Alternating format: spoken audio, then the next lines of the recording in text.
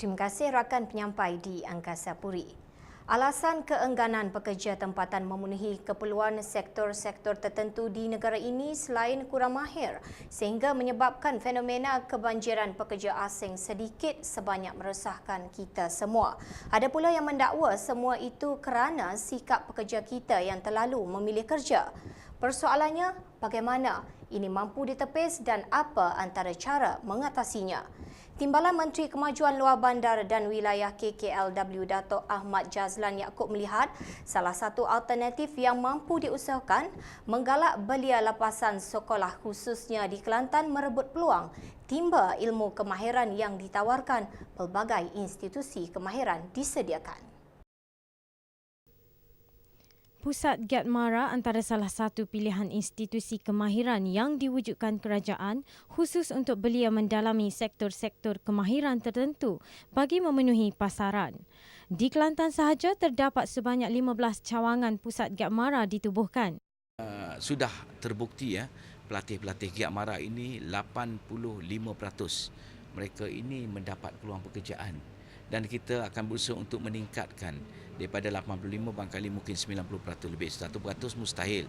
Tetapi ini adalah suatu kejayaan bagi kita untuk mewujudkan peluang-peluang pekerjaan di dalam bidang kemahiran ini kerana kebergantungan kita kepada pekerja asing ini mesti kita kurangkan.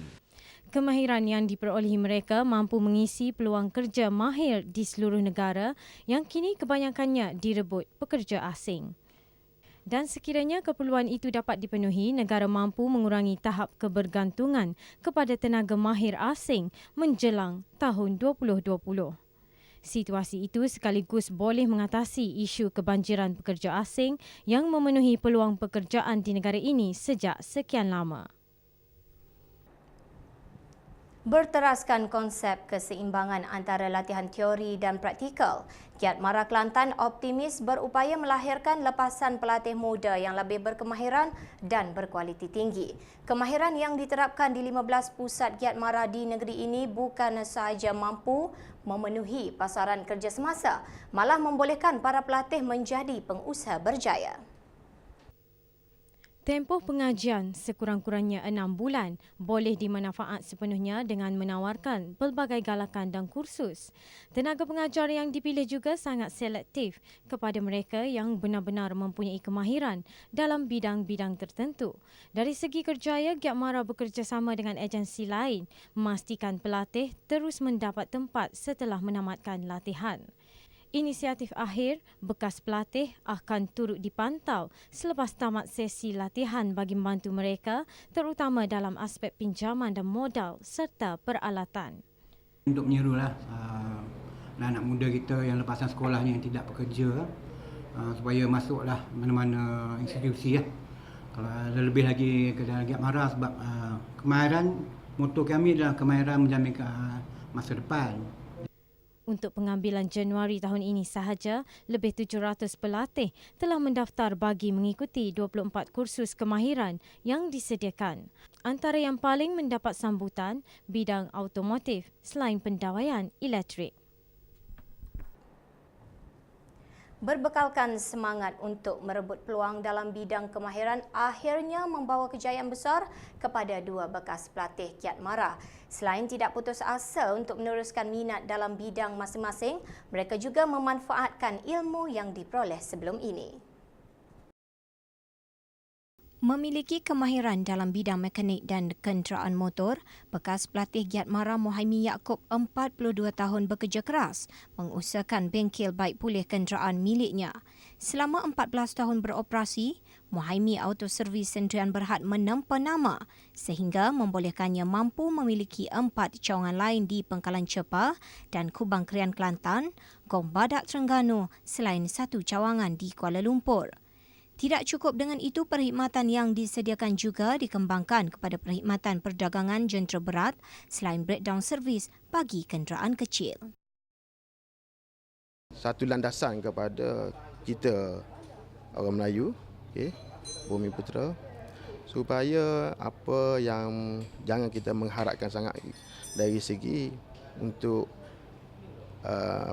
nak makan gaji, maknanya ke arah lahir sebagai usahawan. Tidak jauh bezanya dengan kejayaan Mas Johan Cik Cik 38 tahun yang bermula dengan membuat pendawaian dari rumah ke rumah, kini diberi percayaan untuk mendapat tender-tender daripada pihak kerajaan. Terletak di Pasir Mas, syarikat Joe Engineering telah 13 tahun beroperasi mampu memberi saingan kepada pengusaha di bidang sealiran. Bekas pelatih Giat Mara di bidang kejuruteraan elektronik ini berazam untuk membuka cawangan lain di sekitar Kuala Lumpur.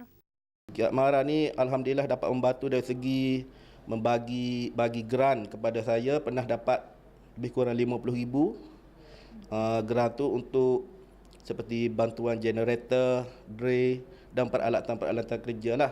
Jadi Giat Mara juga sentiasa pantau pelatih-pelatih lepasan Giat ni dari masa ke semasa.